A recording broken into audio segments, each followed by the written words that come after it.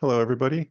I am MikeBangs, and my project is on automated evacuation routing using ArcGIS Network Analyst. And this is a case study for the County of Santa Barbara. So why is dynamic evacuation routing important? Why would you want to automate evacuation routing out of an evacuation zone? Well, natural disasters are increasing in frequency and intensity, and specifically in Santa Barbara County, they have seen more large wildfires, and with those large wildfires, people need to be evacuated from their homes, and they need a plan on how to get out of the evacuation zone effectively. And a lot of times counties will put together static evacuation plans, but these static evacuation plans won't cover the jurisdictions that aren't within the county's jurisdiction, so they'll only have certain areas and they don't connect with the cities or other municipalities within the county. So that highlights the need for a responsive and data-driven evacuation tool that can cover the entire area and can be easily replicated. So as I said, the study area is the County of Santa Barbara. I am a GIS analyst for the County of Santa Barbara right now. Enjoy my work there. And this area does have a history of evacuations that I currently help delineate the evacuation polygons for. And there are many hazards in the area, such as wildfire, debris flows, tsunami, and floods. And I grew up in this area, and I have been evacuated before because of a wildfire coming towards our house. Luckily, we never lost our house, but I was evacuated. So highlights the need for an evacuation plan on how to get out of there effectively. So I'm going to go over the hazards for the County of Santa Barbara really quick. You can see this is the fire hazard severity zones, and the majority of the county is in that very high or high, the red or orange zone, highlighting that if a fire does start there, it's likely to spread very quickly, and people may need to be evacuated. There are also flood hazards. If the flood event is occurring, people may need to be evacuated from their homes in these areas. There are tsunami hazards. So you can see along the coast here, it's a little hard to see on this map, but it's just this dashed area in like downtown Santa Barbara near the airport over here. And in Carpinteria, they would need to be evacuated from the coastline if a tsunami is occurring. And there are also debris flow hazards. So if a fire occurs, it will burn all the vegetation, which would be supporting all the soil in the hillside. And then if a large rain event comes after the fire, then it can cause all the rocks and debris to kind of accumulate into a debris flow, and those can be very destructive. For example, in the fall of 2017, the Thomas Fire burned around 280,000 acres from Ventura to Santa Barbara and up into the mountains, and it destroyed around 1,000 structures. But after the fire was when the real danger occurred, and uh, the heavy rain event in January of 2018 caused debris flows in Montecito that flowed down into the drainages and swooped up all the rocks. You can see this picture of this was a flat creek bed, but it scooped up all the rocks. And like you can see over in the corner, there's debris still on the road from when I took this picture in 2018. But people weren't evacuated in time for this event, and around 20 people lost their lives because they were not evacuated in time. And this highlighted the need for better evacuation planning in the county. So for this project to automate evacuation routing out of an evacuation zone, I did it in 3 steps here. I developed a accurate road network, which is road lines um, that were imported to a network data set, or that were used to build a network data set for the County of Santa Barbara. And then I created a web application that enables users to draw evacuation zones and give those evacuation zones a priority, like mandatory or voluntary evacuation. And then I wrote a script in ArcPy. It's an ArcPy notebook in ArcGIS Pro right now that automates the routing out of those user-drawn evacuation zones to priority roads. So that brings us to automated evacuation routing. For the data sources I used in this, As I said, I developed the road network using the Santa Barbara County Sheriff's Office roads and the Caltrans uh, functional road classifications layer that they supply on their open data portal. I wrote a script that cleaned up the Caltrans data and their names so they could be joined to the Santa Barbara County roads that were already existing because the Santa Barbara County roads had speed limits and the Caltrans had classifications. For some reason, Santa Barbara County didn't assign classifications to their roads, which is a little frustrating when you're trying to work with the data. Then I use that road network to build the road data set or the network data set for this project, which is the ArcGIS network data set that you can use for routing problems. And I got parcels from the Santa Barbara County assessor, and they're the tax parcels that they put together. And I filtered those down to be residential parcels. So, because those are the properties that would need to be evacuated during a natural disaster that is occurring. And the evacuation zones are also used in the script, but those are user drawn in the application and they feed directly into the script using the REST URL from those evacuation zones. So here's a little bit of the workflow on how it all runs.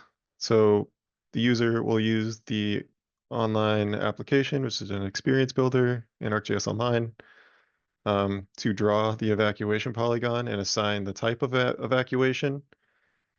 And then the GIS analyst can use ArcGIS Pro to run the notebook, and that will pull all the different data sources in, and then the script will do all that. I'll go over the script in a minute. That's a lot of text, but that's just kind of giving an overview of what the script does.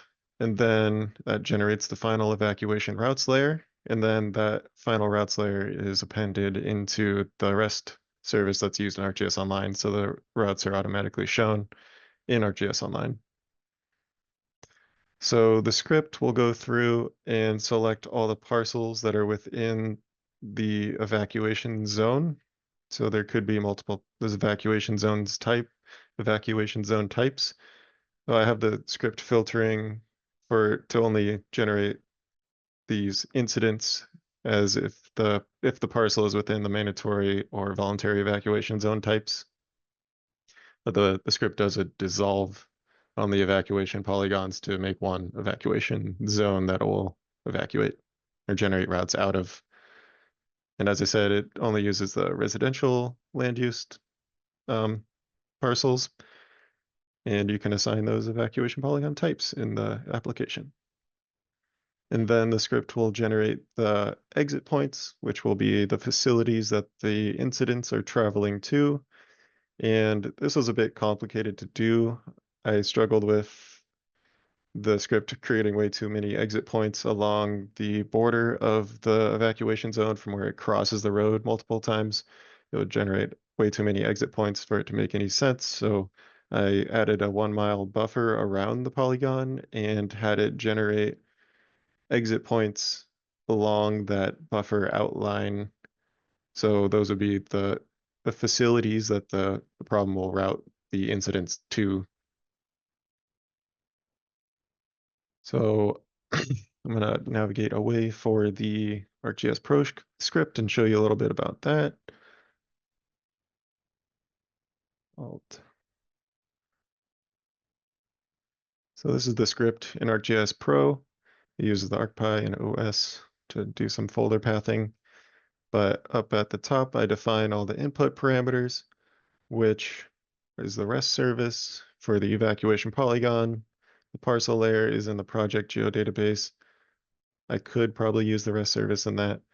And the network dataset is the network dataset that I built that's within the project geodatabase.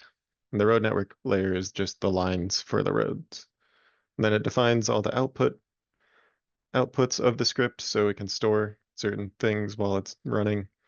So the evacuation zones, they get dissolved and then they get buffered, and that buffer is then, here's the dissolve, there's the buffer, then it makes sure that T-speed field is in the roads layer, or else you can't classify the roads properly and the script won't run.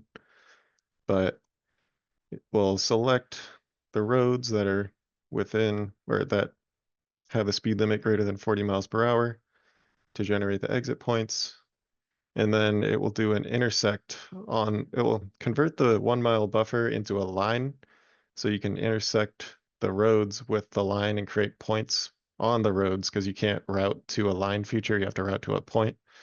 So it will do an intersect and then convert all that and generate the exit points by converting the lines into points, basically. Then it does some more data cleaning. And I wanted to get the name on the exit point instead of just the facility ID. So I did a spatial join on the point with the road. So you could have the road name that it's evacuating to, get a little bit more usability for the evacuation route. And it will give you a summary of all the incidents and facilities that are generated. And then it will create the closest facility layer, add all the incidents and points, solve the layer, and do some naming of the routes as well. So you have the name of the route as long as the name is the exit point. It's kind of a little redundancy in there. And this final thing will delete everything that's in the REST service, and then it will append the output of the solved closest facility layer with the REST service. So that way it automatically updates the layer that's shown and online the with the updated routes, the evacuation routes. And it also does that with the exit points. It'll update the exit points. So, wrong button. That's a little bit of the workflow. And then the web application will actually show everything that the script outputs. And I'll show you the web application. So this is the experience builder application that I built. It's a pretty simple application, but the emergency managers can oversee the GIS analysts in digitizing the evacuation polygons, so they can come in here and just draw the evacuation polygon, and they can assign the evacuation type and set it as active or inactive if they want it to be shown to the public or not. And then they can create a view layer off of this. The data is structured in such a way that this could be used in a public viewer, but I did not develop that public viewer for this project. It also has map elements, so you can turn on and off layers, and it will show all the evacuation routes that are within there. And it also has a few bookmarks, so if you want to zoom to certain areas, and you can define those prior to the routes being drawn. But you can also search for the situs address of a parcel, and then you can click on a parcel, or it will automatically select the parcel if you search for it. I don't have any addresses on the top of my head, but if you click on the parcel or search a parcel, it'll tell you if that parcel is in the evacuation zone, and it will tell you the evacuation route that that parcel should evacuate to.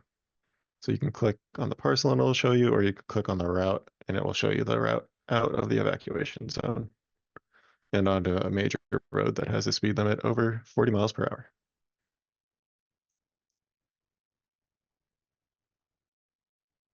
And that all is updated automatically in the script, so you don't have to re-upload layers or deal with republishing something and something failing in an emergency situation. Just makes it pretty easy. So in conclusion, I developed a web application that allows the GIS users to draw evacuation areas and share those with the public. You can share the feature class with the public in a view layer, like I was saying. And the evacuation routes are automatically generated with the script that was put together, and it routes them to major roads outside of the evacuation area. The evacuation routes are updated when the script runs, and this is a scalable and replicable approach to generate evacuation routes and maybe even study evacuation possibilities prior to a disaster occurring. Could be easily done. And something I would like to add is the congestion cost. So I tried for a while to add this to the script, but I wasn't successful in the end. But I really wanted to be able to route the routes differently. If there was too much congestion on one route, it would route them to another exit point just to reduce congestion on certain routes. But that is would be useful in the future to add. Um, are there any questions? That's it for my presentation.